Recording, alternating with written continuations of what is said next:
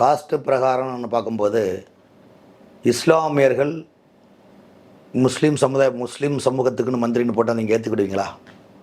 கிறிஸ்தவர்கள் இல்லை சிறுபாய் மக்களுக்கு நீ தான் கிறிஸ்தவ மந்திரி நிறுத்துவீங்களா? அது போல தான் அது. காசு என்பது தேர்தலுக்காக சும்மா திகாக்காரங்க திக வீரமணிக்கு வேலை வெட்டி இல்லாமல் சும்மா புரோடா விட்டுட்டு கிடக்கிறாரு.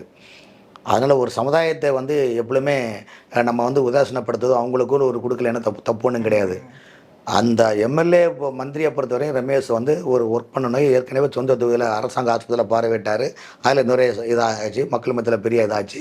அதன் பிறகு கோயிலில் திருச்செந்தூர் கோயிலில் வர தகவலை வச்சு அவர் மாஸ்க்கை போட்டு பிஏவை கூட கூட்டு போகிறாரு. அங்கே குருக்கள் பணம் கேட்குறாங்க.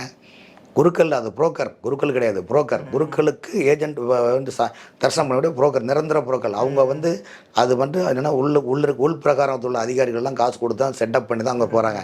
நீங்கள் ராமேஸ்வரத்துலேயும் திருவண்ணாமலையிலையும் பழனியிலையும் திருச்செந்தூர்லையும் ஆண்டவனே வந்தால் கூட ஊழலை ஒழிக்க முடியாது.